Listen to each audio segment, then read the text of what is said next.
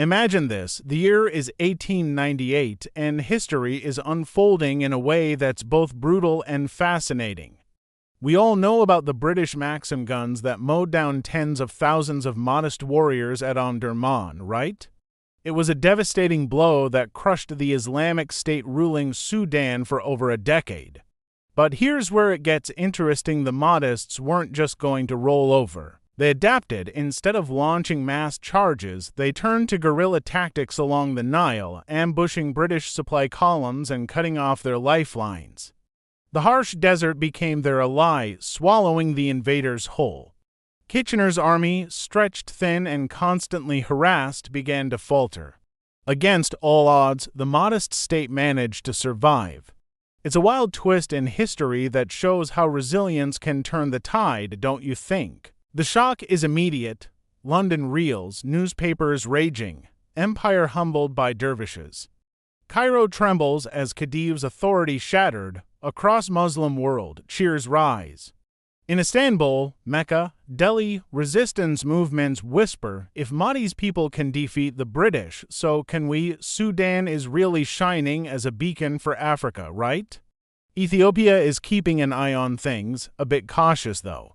Over in Somalia, the dervishes are getting inspired and rising up. West African jihads, from Sokoto to Fouta Jalan, feel like they're finally being heard. Anti-colonial Islam is finding its home in Khartoum, and instead of these little isolated revolts, we're seeing movements that are actually coordinating together. It's like a wave of change, and it's pretty exciting. On the other side, a British officer, feeling utterly humiliated, writes home to his family with a heavy heart, "The desert is theirs, not ours." It's a stark realization of defeat. A Hausa pilgrim passing through Sudan carries stories back home, sharing tales of resilience and strength. The Mahdi's kingdom endures. These stories aren't just about battles. They reflect the spirit of a people fighting for their beliefs and identity. Isn't it fascinating how history shapes lives? Culturally, survival cements Mahdist identity. Instead of brief state crushed by empire, Sudan builds decades-long Islamic kingdom rooted in Mahdi's vision. Quranic schools spread, Sufi traditions flourish. Poetry praises resistance, sermons extol divine justice. Instead of colonial bureaucracy, Sharia courts govern, Sudanese pride blooms, forged in defiance. Religion reshapes politics, Mahdists frame survival as divine proof. Islam across Africa surges in confidence. Movements in Somalia, Nigeria, Morocco cite Sudan as example. For Christians, especially in Ethiopia, rivalry sharpens. Orthodox emperors watch nervously as Islamic power rises next door. Faith becomes frontier of geopolitics. Zoom again. A Mahdist Qadi in Omdurman delivers rulings by Quran. Proud no European law intrudes. A Sudanese poet composes epic verses of victory, sung across markets. A Sufi sheikh blesses warriors before raids.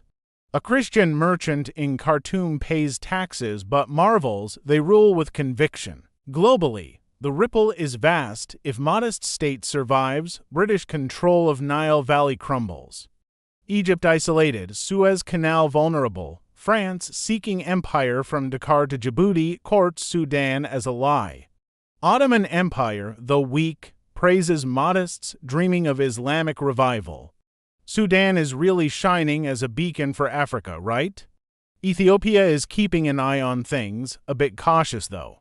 Over in Somalia, the dervishes are getting inspired and rising up. West African jihads, from Sokoto to Fouta Jalan, feel like they're finally being heard.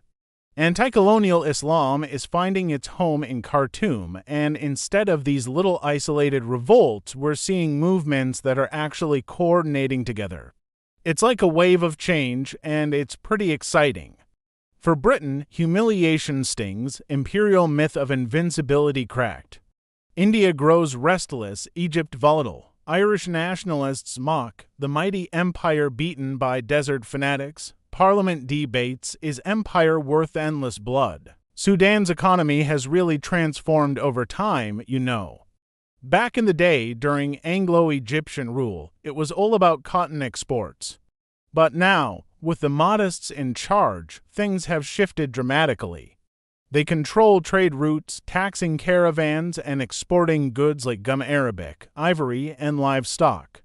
Imagine the bustling ports at Suakin and Massawa. If they get captured, they could connect directly to the Red Sea. That wealth, it doesn't just vanish into London's coffers. It goes towards building mosques, funding armies, and creating stunning palaces. It's fascinating how this economic shift reflects the power dynamics in the region, right? The local economy is thriving in its own unique way, supporting communities and cultures that have been around for centuries. By 1914, World War looms. In this timeline, Sudan allies with Ottoman Empire. When Great War erupts, Mahdist armies raid Egypt. Threatening Suez, Britain diverts troops desperately. Arab revolt less certain why follow Sharif of Mecca if Sudan already Islamic power. Middle East map shifts, zoom once more.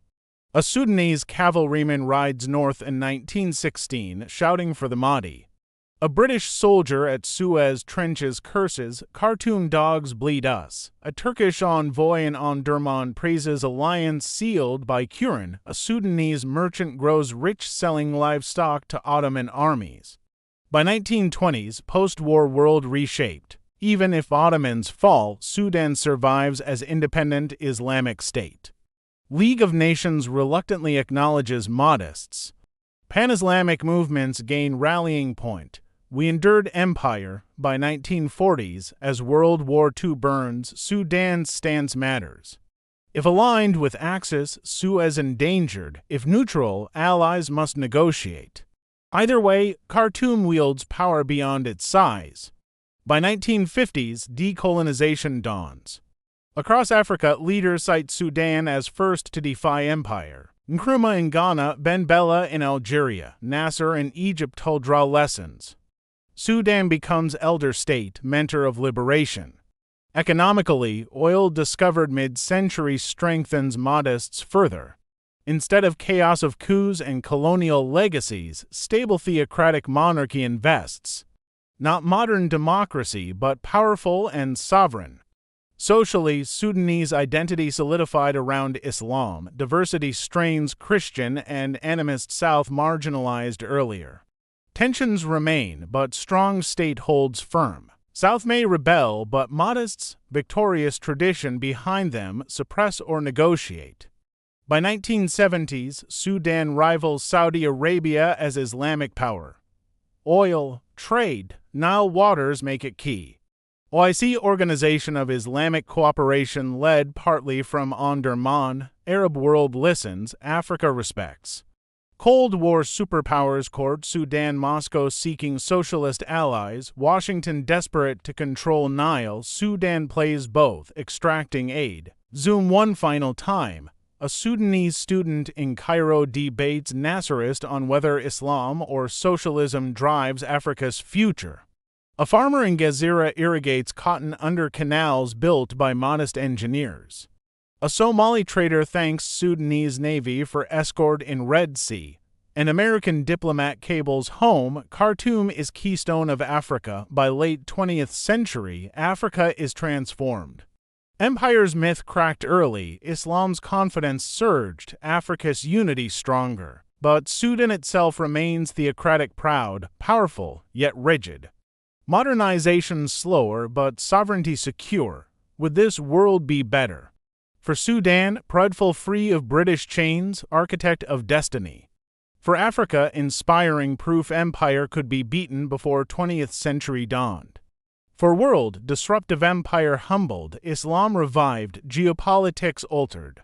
In our history, Mahdist State crushed in 1898, memory lingering as brief blaze.